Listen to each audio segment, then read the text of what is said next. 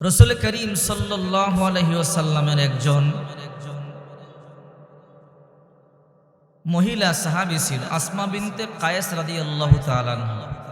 উনি বলেন, কথাগুলো মনোযোগ সহকারে শুনবেন। আসমা বিনতে কায়েস রাদিয়াল্লাহু তাআলা আনহা বলেন, একবার এশার নামাজ আদায় করবার পরে বিশ্বনবী মুহাম্মদুর রাসূলুল্লাহ সাল্লাল্লাহু আলাইহি ওয়াসাল্লাম আমাদেরকে বললেন, সবাই কাছে আসো, সবাই আমার কথাগুলো মনোযোগ সহকারে শোনো। সমস্ত সাহাবীরা মিম্বারের কাছে চলে গেল। ডিস্টার্ব করে আলোচনা করা যাবে না। কথা বলে কেন তোমরা, কথা বলো কেন? দুইজন দুই পাশে বসো, এদিকে আসো, এদিকে আসো, দুইজন দুই দিকে বসো। আর কোনো কথা বলবেন না, কথা বললে আলোচনা বন্ধ করে দিবে। কথা বুঝে আসছে তো ইনশাআল্লাহ? ফাতেমা বিনতে কায়েস রাদিয়াল্লাহু তাআলা আনহা বলেন, একবার বিশ্ব নবী মুহাম্মদুর রাসূলুল্লাহ সাল্লাল্লাহু আলাইহি ওয়াসাল্লাম ইশার নামাজ আদায়ের পরে সমস্ত সাহাবায়ে কেরামদেরকে বললেন, তোমরা সবাই সামনে আসো, আমার কথাগুলো মনোযোগ সহকারে শোনো। আমি আজকে এমন কিছু তোমাদেরকে কথা বলবো যা তোমরা জানো না। তামিমে দারি একজন খ্রিস্টান, তামিমে দারি আমার কাছে আসলো। আসার পরে বলো, মুহাম্মদুর রাসূলুল্লাহ, আমি তাওরাত পড়েছি, জবুর পড়েছি, ইনজিল পড়েছি, প্রত্যেকটা কিতাবের মধ্যে দাজ্জাল সম্পর্কে জেনেছি, কিন্তু কোন নবীর সাক্ষাৎ আমি পাই নাই। ইনজিল পড়েছি, ঈসা নবীর সাক্ষাৎ আমি পাই নাই। তাওরাত পড়েছি, কিন্তু মুসা নবীর সাক্ষাৎ আমি পাই নাই। জাবুর পড়েছি, কিন্তু আমি নবীর সাক্ষাৎ পাই নাই। ও আল্লাহর নবী, আমি আপনারে পাইলাম। প্রত্যেক নবী তার উম্মতকে সতর্ক করেছে দাজ্জাল ফিতনা সম্পর্কে। আমি আপনার কাছে জানতে চাই, ওই দাজ্জালটা কোথায় আছে? বল, কেন জানতে চাও? বলে, আমি তার কাছে যাব, আমি গিয়ে সরাসরি তাকে দেখব, তার সাথে কথা বলবো। রাসূল বলল, তুমি পারবে না, সে বড় ভয়ঙ্কর, সে দেখতে বড় অনেক লম্বা, অনেক বড় দেহের অধিকারী, তার মাথা অনেক বড়, বডি অনেক বড়, দেখলে ভয় পাইবা, তুমি যাইতে পারবা না। বলে, না না ওগো আল্লাহর নবী, আপনি আমাকে বলেন সে কোথায় আছে, আমি তার সাথে দেখা করব, সাক্ষাৎ করব। তামিমে দারি রাদিয়াল্লাহু তাআলা তাও বললেন, পয়গম্বর, আপনি দয়া করে বলেন দাজ্জাল কোন দিকে আছে? রাসূল করিম সাল্লাল্লাহু আলাইহি ওয়াসাল্লাম বললেন, তাই নাকি? বলে, হ্যাঁ দেখবা? বলে, হ্যাঁ দেখতে চাই।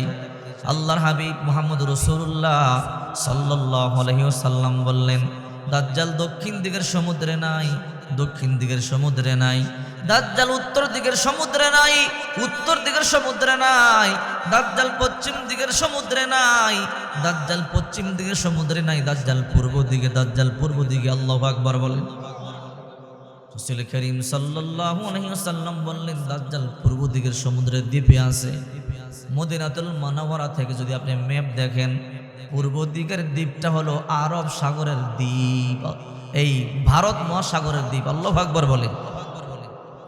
তামিমে দারি বলে, ইয়া রাসূলুল্লাহ, আমি যাব, দেখা করব, আমি তাকে দেখলে কেমনে চিনবো? কি তার পরিচয়?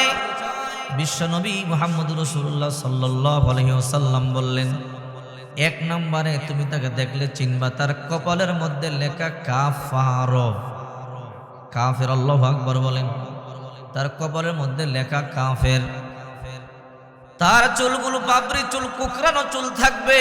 তার দুইটা হাত বাহুর সাথে শিকল দিয়া টাইট করে বাঁধা থাকবে। তার দুইটা পা শিকল দিয়া মাজার সাথে টাইট করে বাঁধা থাকবে। তার একটা চোখ কানা থাকবে, কপালটা সমান থাকবে। দেখলেই চিনতে পারবো সে হলো মাসিহুদ দাজ্জাল। এবার তামিমে দারি বলে, ইয়া রাসূলুল্লাহ, আমি বুঝতে পেরেছি, আমি অবশ্যই সেখানে যাব, তার সন্ধান আমি নেব, আমি অবশ্যই তার সাথে সরাসরি কথা বলবো। জুজাম গোত্র, লুখাম গোত্র, দুই গোত্র থেকে 15 জন করে 30 জন শক্তিশালী যুবক নিলেন সাথে। একা একা যাবে না, 30 জন যুবককে নিয়া 1 মাসের খাবার নৌকার মধ্যে নিয়া, বিশাল বড় কিস্তি, কিস্তির মধ্যে 1 মাসের খাবার নিয়া রওনা করছে।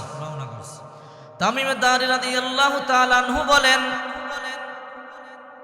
আমরা যখন পাল উড়ালাম, নৌকার মধ্যে পাল তো ছিল, এখন তো মেশিন হয়ে গেছে, পাল নাই। আগে মুরব্বীরা পাল উড়াইয়া এক এলাকা থেকে অন্য এলাকার মধ্যে যাইতো, ঠিক কিনা জোরে বলেন?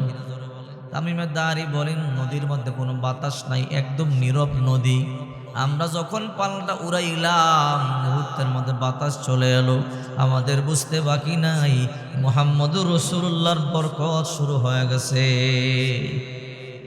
জুজাম গোত্র, লুখাম গোত্র থেকে 15 জন করে 30 জন যুবককে নিয়ে নৌকা ছাড়ছে।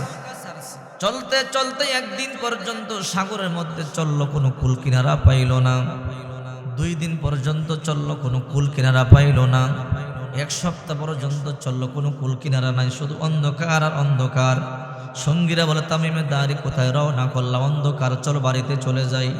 এই সাগরের মধ্যে যতই ঘুরবো কোনো সন্ধান আমরা পাইব না। বলে, তোমরা কোনো কথা বলবা না। বিশ্বনবী মুহাম্মদুর রাসূলুল্লাহ বলেছে এই সাগরে একটা দ্বীপ আছে, আর এই দ্বীপের মধ্যে দাজ্জাল বাঁধা আছে, আমি অবশ্যই তার সাথে সাক্ষাৎ করব। 10 দিন পর্যন্ত কিস্তি চালাইলেন, নৌকা চালাইলেন, কোনো দাজ্জালকে পাইল না, কোনো দ্বীপ পাইল না।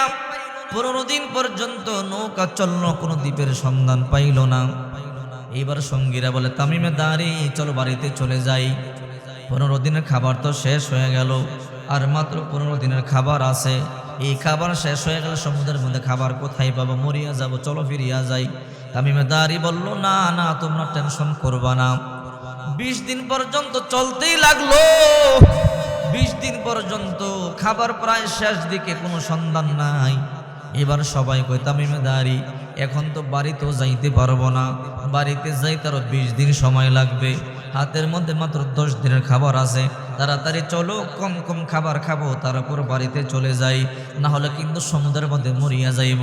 তামিমে দাঁড়ি বলে, কোনো কথা বলবো না, আমরা সন্ধানে বের হয়েছি, যতক্ষণ পর্যন্ত দাজ্জালকে না পাবো, খাবার শেষ হলেও আমরা আর মদিনায় ফিরে যাব না। 25 দিন পর্যন্ত সফর করলো, খাবার একেবারেই শেষ প্রান্তে, কোনো কুল কিনারা নাই, বিশাল সাগর, শুধু অন্ধকার দেখে, যেদিকেই তাকায় কুয়াশা। সবাই তো, অনেকেই তো চিন্তিত হয়ে বলল, কিরে তামিমে দাঁড়িকে যতই বুঝাই বুঝতে চায় না, এখন যদি আমরা বাড়িতেও ফিরে যাই, খাবার তো শেষ হয়ে গেল, মাত্র 5 দিনের খাবার বাকি আছে, আমরা এখন কোথায় যাব? এইদিকেও নয়, সেদিকেও নয়, এদিকে দ্বীপও পাইলাম না, ওইদিকে বাড়িতেও যাইতে পারলাম না। 26 দিন পর্যন্ত সফর করলো, কোনো কুল কিনারা নাই। 29 দিন পর্যন্ত সফর করলো, কোনো সন্ধান পাইল না। আর 1 দিনের মাত্র খাবার বাকি আছে। 30তম দিনে যখন শুরু হয়ে গেল, তাকাইয়া দেখে সামনে একটা বিশাল বড় দ্বীপ দেখা যায়। এবার সবাই আশ্বস্ত হলো, দ্বীপ যেহেতু পাইছি, গাছগাছালিও আছে, ফল ফুলও তো পাবো, এখান থেকে ফল ফ্রুট খাইয়া জীবন বাঁচাইতে পারবো, ঠিক কিনা জোরে বলেন। তামিমে দাঁড়ি রাদিয়াল্লাহু তাআলা আনহু বলেন, আমরা যখন কিস্তি বিড়ালাম, নৌকাটা ভিড়ালাম, তখন আমি লক্ষ্য করে দেখলাম কাদা মাটির মধ্যে ঘাসগুলো দেখা যায়, কিন্তু ঘাসের আগাগুলো খাওয়া, প্রত্যেকটা ঘাসের আগা খাওয়া। যেইনি ঘাসের আগা কাটা খাওয়া, তখন বুঝতে পারলাম নিশ্চয় এখানে কেউ না কেউ আছে, আর না থাকলে এই ঘাসের আগা খাইলো কে? আল্লাহু আকবার বলেন। সাহাবায়ে কেরামদের কি বুদ্ধি ছিল, সুবহানাল্লাহ জোরে বলে। কিন্তু তিনি তখনও মুসলমান হয় না, এই দৃশ্য দেখার পরে গিয়া মুসলমান হয়েছে, সুবহানাল্লাহ বলে। এইবার তামিমে দাঁড়ি রাদিয়াল্লাহু তাআলা আনহু 15 জন করে 30 জন যুবককে নিয়ে রওনা করলো। তামিমে দাঁড়ি রাদিয়াল্লাহু তাআলা আনহু কাদা মাটির মধ্যে নেমে গেলেন। আস্তে আস্তে যখন ভিতরে যায়, বিশাল বড় জঙ্গলের মতো মনে হয়, যত ভিতরে যায় বিশাল বড় বড় গাছ, পুরাতন গাছ, যতই সামনে যায় বড় অন্ধকার ভয়ঙ্কর মনে হয়। একটু সামনে গিয়ে দেখে মানুষের মাথার খুলি দেখা যায়, মানুষের হাড় গোড়গুলো দেখা যায়, মানুষের দাঁত দেখা যায়, মানুষের হাড্ডিগুলো দেখা যায়। বুঝতে বাকি না এখানে মানুষ মারা হয়, মানুষদের মেরে রক্ত গোশত খাওয়া হয়। কারণ শত শত মানুষের মাথার খুলি দেখা যায়, শত শত মানুষের হাড় গরু দেখা যায়, দাঁত দেখা যায়। এবার আরো বেশি ভয় পেয়ে গেল, যত ভিতরে যায় আরো ভয়ঙ্কর দৃশ্য সামনে বাইসা উঠে, অন্ধকার মনে হয়। একটু সামনে যখন গেল, হঠাৎ করে তাকাইয়ে দেখে বিশাল বড় একটা জন্তু দেখা যায়, বিশাল বড় জন্তু, মাথা থেকে পা পর্যন্ত বড় বড় পশম। তামিমে দাঁড়ি বলল, মান আনতা, কে তুমি? ওই জন্তু আরবিতে বলে, আনা জাসাসা, আমি হইলাম গোপন গোয়েন্দা। ওই জন্তু আরবি ভাষায় কথা বলে, আল্লাহু আকবার বলে। তামিমে দাঁড়ি বলে তোমার এখানে কাজ কি? বলে আমি পাহারা দেই। কোন জেলে যদি কোনো ভুলে কোন ঝড় তুফানে পড়ে যদি ভাসতে ভাসতে সমুদ্রের মধ্যে চলে আসে, তাকে আমরা মেরে ফেলি, গোশত খেয়ে ফেলি। এই যে মাথার খুলি দেখতেছো, হাড় দেখতেছো, এগুলো অনেক জেলেরা মাছ ধরতে আসে, জ্বরের কবলে পড়ে ভাসতে ভাসতে দ্বীপের মধ্যে চলে আসে, তখন আমরা আর যাইতে দেই না, আমি তাদেরকে খেয়ে ফেলি, মেরে ফেলি, আর ভিতরে যাইতে দেই না। তুমি কে, তোমরা কে? বলে আমরা বিশ্বনবী মুহাম্মদ রাসূলুল্লাহ সাল্লাল্লাহু আলাইহি ওয়াসাল্লামের সৈনিক, আমরা মদিনাতুল মুনাওয়ারা থেকে এসেছি, দাজ্জালকে দেখব, দাজ্জালের সন্ধানে এসেছি। আমাদের নবী বলেছে দাজ্জাল নাকি এই দ্বীপের মধ্যে আছে। আল্লাহু আকবার বলে। বলে তোমরা যার সন্ধানে আসছো আমি তারই পাহারাদার। সুবহানাল্লাহ বলেন, আমি তারই পাহারাদার। দাজ্জালের সন্ধানে আইছো? বলে হ্যাঁ। বলে একটু ভিতরে যাও। ভিতরে গেলে দেখবা, বলে আমি তো সবার সাথে যুদ্ধ করি, এখানে যে আসে তাকে ভিতরে যাইতে দেই না। দাজ্জাল হইল আমার বস, আমার বস পর্যন্ত কাউকে পৌঁছতে দেই না, কিন্তু তোমরা ভিতরে যাইতে পারবা, তোমাদের সাথে আমি পারবো না, কারণ তোমরা মদিনার সৈনিক, নবীজির সৈনিক, তোমাদের সাথে যুদ্ধ করে পারবো না। তোমরা ভিতরে যাও, গিয়া দেখবা পুরাতন একটা গির্জা আছে, পুরাতন একটা ঘর আছে, ভয় পাইবা না। এই গির্জার মধ্যে একজন ব্যক্তি আছে, একটা চোখ কানা, চুলগুলো কোকড়ানো, হাত দুইটা বাহুর সাথে শিকল দিয়া বাঁধা, পা দুইটাও বাঁধা, দেখলেই চিনতে পারবা তোমাদের নবী যার কথা বলেছে সে হলো মাসিহুদ দাজ্জাল। তামিম দারি রাদিয়াল্লাহু তাআলা আনহু বলেন, আমি জুজাম গোত্র লুখাম গোত্রের পুরো ওজন করে 30 জন যুবককে নিয়ে রওনা করলাম। হাঁটি হাঁটি পা পা করে যতই ভিতরে যাই বড় ভয়ঙ্কর মনে হয়, অনেকে ভয়ে পাওয়া শুরু করে দিল। ভিতরে যখন ঢুকতেছি, ভিতরে ঢুইকা দেখি পুরাতন একটা বিল্ডিং দেখা যায়, গির্জা দেখা যায়, একেবারে পুরাতন, যে গির্জার মধ্যে চতুর্দিকে গাছে আবৃত, একেবারে অন্ধকার ভয়ঙ্কর। ভিতরে ঢুইকাই দেখি একটা মানুষ দেখা যায়, বড় লম্বা দেহের অধিকারী, তার হাত দুইটা কাঁধের সাথে শিকল দিয়া বাঁধা, পা দুইটা মাজার সাথে শিকল দিয়া বাঁধা, তার চুলগুলো কোকড়ানো, তার কপালটার মধ্যে লেখা কাফার ও কাফের, তার এক চোখ ভালো এক চোখ কানা। আমার বুঝতে বাকি নাই, এই হইল নবীজির বলা সেই দাজ্জাল, মাসিহুদ দাজ্জাল। আল্লাহু আকবার বলে। নবীজি যার কথা বলেছে আমার বুঝতে বাকি নাই, এই হইল সে দাজ্জাল। এবার তামিমে দারি রাদিয়াল্লাহু তাআলা আনহু বলে, কে তুমি? মান আনতা, কি তোমার নাম? বলে আনা মাসিহুদ দাজ্জাল, আমি দাজ্জাল। এই গোপন জায়গার সংবাদ তোমাদেরকে কে দিল? আমি যে এই জায়গার মধ্যে আছি তোমরা কেমনে জানলা? এখানে কেউ আইসা জিন্দা যাইতে পারে না, যারা না জানি এখানে ভুলে চলে আসে, আমি এদেরকে মেরে ফেলি, এদেরকে ধ্বংস করে ফেলি। আমার একজন গোপন গোয়েন্দার সামনে কি দেখো নাই? বলে হ্যাঁ। তারা দায়িত্ব আমি পর্যন্ত কাউকে বুঝতে দিবে না। তোমরা কেমনে আসলা? বলে আমরা সাধারণ মানুষ নয়, আমরা আরবের নবী মুহাম্মদ রাসূলুল্লাহর প্রেরিত সৈনিক। তোমরা তাই নাকি? বলে হ্যাঁ। বলে তাহলে তোমাদের কোনো বাধা নাই, আর তোমাদের সাথে যুদ্ধ করে আমরা পারবো না। আল্লাহু আকবার বলে। এবার তামিম দারি রাদিয়াল্লাহু তাআলা আনহু বলেন, এ দাজ্জাল, তাওরাতে তোমার ব্যাপারে পড়েছি, জাবুরে পড়েছি, ইনজিলে পড়েছি, কিন্তু তাওরাতের নবী মুসারে পাই নাই, ইনজিলের নবী ঈসারে পাই নাই, জাবুরের নবী দাউদ নবীরে পাই নাই। এই জন্য সরাসরি জিজ্ঞাসা করতে পারি নাই। এখন আমাদের শেষ নবী মুহাম্মদ রাসূলুল্লাহ, এই মুহাম্মদ রাসূলুল্লাহ সাল্লাল্লাহু আলাইহি সাল্লামকে জিজ্ঞাসা করলাম দাজ্জাল কোথায় আছে? আল্লাহ নবী সরাসরি বলেছে দাজ্জাল পূর্ব দিকের দ্বীপের মধ্যে আছে। তাই আল্লাহ নবী থেকে অনুমতি নিয়া তোমার সাথে সাক্ষাৎ করবার জন্য আসলাম। দাজ্জাল, আদম নবীও তার উম্মতকে দাজ্জাল সম্পর্কে সতর্ক করেছে, নূহ নবীও সতর্ক করেছে, ইব্রাহিম নবীও তার উম্মতকে সতর্ক করেছে, মূসা নবী তার উম্মতকে সতর্ক করেছে, ইয়াকুব নবী তার উম্মতকে সতর্ক করেছে। এই দুনিয়ার মধ্যে এমন কোন নবী রাসূল নাই যেই নবী রাসূল তার উম্মতকে দাজ্জাল সম্পর্কে সতর্ক করে নাই, কারণ দাজ্জালের ফিতনা হইল সবচেয়ে বড় ফিতনা। হে দাজ্জাল, বলো তুমি আর কতদিন পরে দুনিয়াতে যাবে? তুমি দুনিয়াতে কবে যাবে? এবার দাজ্জাল বলে, আগে বলো তোমাদের নবী মুহাম্মদ রাসূলুল্লাহ সাল্লাল্লাহু আলাইহি ওয়াসাল্লামের সাথে মক্কার লোকেরা কেমন আচরণ করেছে। তামিমে দারি বলে কেউ কেউ ভালো আচরণ করেছে, আবার কেউ কেউ খারাপ আচরণ করেছে। এবার দাজ্জাল একটা সত্য কথা বলছে, বলে এখন কি তোমাদের নবী মক্কায় আছে না হিজরত করে অলরেডি মদিনায় চলে আসছে? দেখেন দাজ্জাল কেমন খবর রাখে। বলে আমাদের নবী বর্তমানে হিজরত করে মদিনায় চলে এসেছে। দাজ্জাল একটা সত্য কথা বলেছিল, হে তামিমে দারি শোনো, আসমানের নিচে জমিনের উপরে মুহাম্মদ থেকে ভালো মানুষ আর নাই। এখন মানুষের উচিত হবে মুহাম্মদ রাসূলুল্লাহর হাত ধরে কালিমা পড়ে মুসলমান হয়ে যাওয়া। ওই দিন দাজ্জালের সত্য কথাটা বলছিল। এইবার তামিমে দারি বলে তুমি বলো কবে দুনিয়াতে আত্মপ্রকাশ করবে, কবে দুনিয়াতে যাবে? তোমার ফিতনা তো সবচেয়ে বড় ভয়ঙ্কর।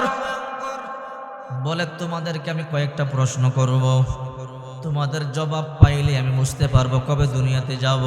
তোমাদের জবাবেই বলে দিবে দুনিয়াতে যাওয়ার কতদিন বাকি আছে। তামিমে দারি রাদিয়াল্লাহু তাআলা আনহু বলে আমাদেরকে প্রশ্ন করো। এইবার দাজ্জাল বলে হে নবীর সাহাবীরা শোনো, তোমাদের মধ্যে কারা কারা আরব জাজিরা ভ্রমণ করেছো? সৌদি, কুয়েত, কাতার, বাহরাইন, জর্ডান, ফিলিস্তিন কারা ভ্রমণ করেছো? এমন কেউ থাকলে আমারে বলো। দুই সাইড থেকে 6 জন যুবক দাঁড়ায় গেল। 6 জন যুবক দাঁড়াইয়ে বলে আমরা কুয়েত, কাতার, বাহরাইন, দুবাই, জর্ডান, ফিলিস্তিন ভ্রমণ করেছি, সিরিয়া ভ্রমণ করেছি, ব্যবসার খাতিরে এই দেশগুলো আমরা সফর করেছি, আমরা ইসরায়েল সফর করেছি।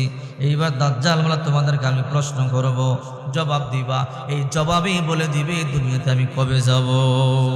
প্রশ্ন করো। দাজ্জাল বলে এক নম্বর প্রশ্ন হলো তবরিয়া উপসাগরের খবর বলো। তবরিয়া উপসাগরের মধ্যে কেমন পানি আছে বলো। তবরিয়া উপসাগর হলো বাইশানের খেজুর বাগানে কেমন খেজুর গাছ আছে বলো। যেদিন বাইশানের খেজুর বাগান একেবারে বিলীন হয়ে যাবে, একটা খেজুর গাছও থাকবে না, ওই দিন আমি তোমাদের পৃথিবীতে আবির্ভাব হব। বাইশানের খেজুর বাগান হলো জর্ডান নদীর তীরে, লোহিত সাগরের পাড়ে। একদিকে হলো মিশরের ওয়াদি সাইনা তুর পাহাড়, আরেকদিকে সিরিয়ার জাবালুস শায়েখ। জর্ডান নদীর তীরে বিশাল বড় বাইশানের খেজুর বাগান, যেই খেজুর বাগানের খেজুর দিয়া আরবের লোকেরা গোটা দুনিয়ায় সাপ্লাই করতে পারত।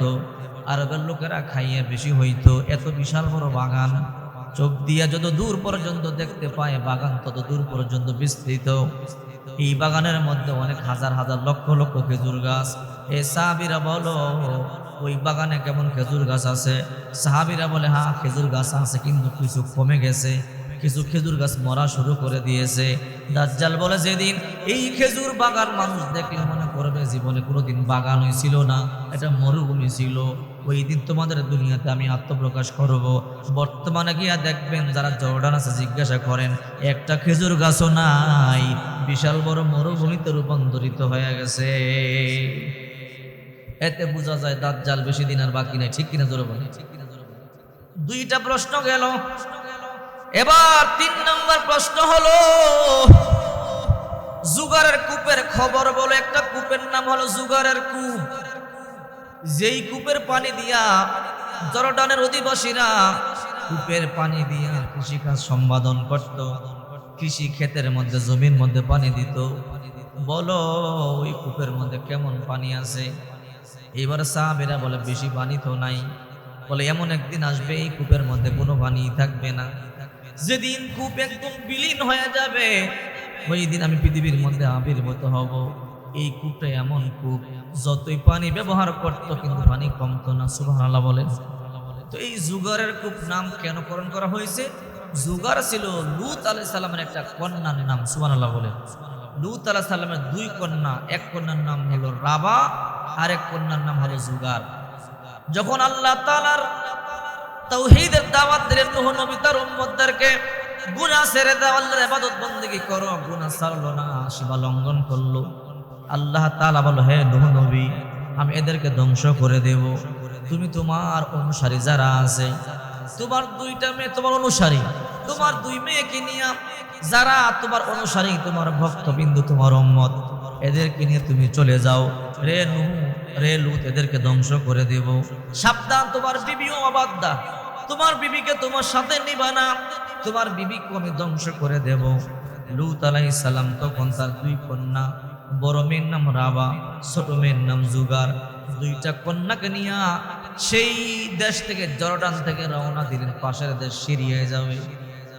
চলতে চলতে ক্লান্ত হয়ে গেল, পরিশ্রান্ত হয়ে গেল। যখন সিরিয়ার বর্ডারে আসলো, আসার পরে মেয়েরা বলে বাবা আর চলতে পারি না, একটু অপেক্ষা করো, এখানে একটু বিশ্রাম করে নেই। লূত আলাইহিস সালাম তার দুইটা মেয়েকে নিয়ে এখানে বসে পড়লেন। ছোট মেয়ের নাম হলো জুগার, অসুস্থ হইয়া সেই জায়গার মধ্যে ইন্তেকাল করলো। সেই জায়গার মধ্যে একটা কূপ ছিল, ওই জুগারের নামে ওই কূপটার নামকরণ করা হয় জুগারের কূপ। ওই জুগারকে ওই জায়গায় দাফন করা হয়।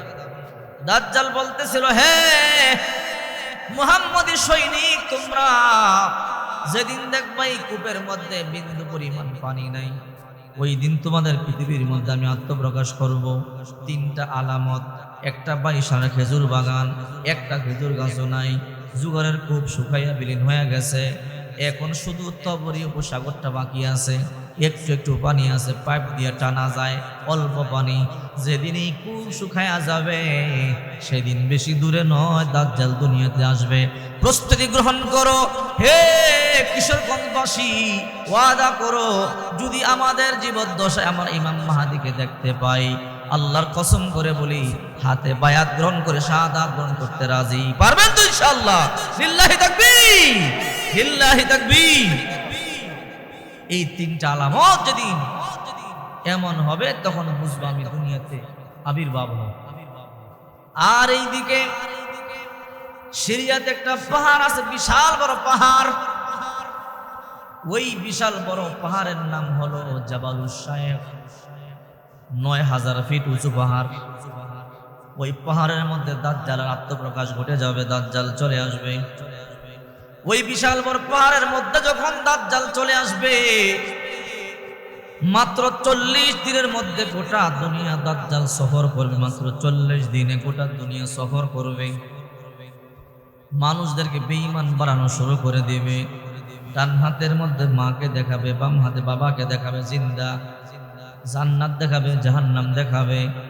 বেঈমান ইমানদার যারা যারা দুর্বল ইমানদার তারা বেঈমান হয়ে যাবে, আর যারা মজবুত ইমানদার বলবে তুমি দাজ্জাল, তোমার কপালে লেখা কাফের, তোমার এক চোখ কানা, তোমার চুল কোকড়ানো, তুমি অনেক বড় দেহের অধিকারী, আমাদের রাসূল বলে গেছে তুমি অনেক লম্বা হবে, তোমার একটা চোখ কানা হবে, কপালে কাফার লেখা থাকবে কাফের, নিশ্চয়ই তুমি দাজ্জাল, তুমি যাই দেখাও যাই বলো, আমরা কিন্তু তোমার কথা মানতে রাজি নই। আল্লাহু আকবার। প্রকৃত ইমানদার যারা তারা কিন্তু ইসলাম ছাড়বে না, দাজ্জালের কথা কান দিবে না।